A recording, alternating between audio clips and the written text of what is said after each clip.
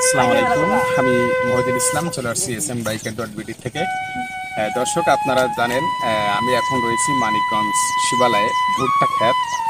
আপনাদেরকে দেখানোর চেষ্টা করব যে এই ক্ষেতে কিরকম ভুট্টা হয়েছে এবং কৃষক তাতে সন্তুষ্ট কিনা চলুন জেনে আসি। আপনারা দেখতে পাচ্ছেন যে আমি এখন রয়েছি ভুট্টা ক্ষেতে, যেখানে হিউজ পরিমাণ ভুট্টা হয়ে থাকেন সেরকম একটি ক্ষেতে চলে আসছি। দেখুন, আমাদের কৃষক ভাই গাছ থেকে ভুট্টা সংগ্রহ করতেছে। খুব চমৎকার একটা দৃশ্য। আসলে কৃষি কাজগুলো করতে আনন্দ লাগে ভাই। তো এই যে কাজ কাম করেন, অনেক সময় মনে আনন্দ নিয়ে কাজ করেন, তাই না? আনন্দ আছে, কষ্ট আছে, সব পাইলে দাম থাকলে আনন্দ থাকে। কষ্ট না, করলাম, কৃষক দাম যখন ভালো পাইলাম, আনন্দ থাকে। কৃষক যখন মাঠে কাজ করে তখন দেখা যায় কি যে এ, এই মাঠে তারা অনেক সময় অনেক সুরে গান গায়, মনের আনন্দে গান গায়। হ্যাঁ হ্যাঁ, দর্শক, আপনাদেরকে দেখানোর চেষ্টা করছি ভুট্টা গাছ থেকে কিভাবে ভুট্টা সংগ্রহ করা হয়। দেখুন,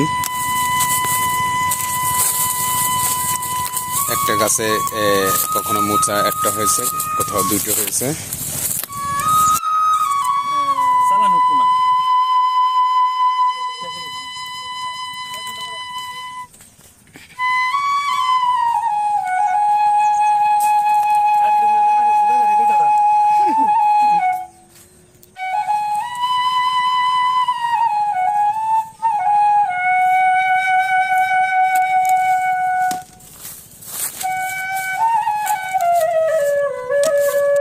ভুট্টার দিয়ে বিস্কুট তৈরি হয়, মাছের খাদ্য তৈরি হয়, গরুর খাদ্য তৈরি হয়। আচ্ছা, এই ভুট্টা কি আমাদের দেশেই কি না বাইরে এগুলো হয়, সেল হয়? বাইরেও ছিল হয়, আমাদের দেশেও এগুলো এই এই সব তৈরি হইতেছে।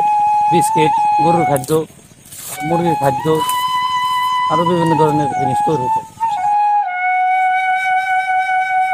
দর্শক দেখুন, ভুট্টা সারি সারি ভুট্টা, প্রত্যেকটা গাছে একটা দুইটা করে মোচা আছে।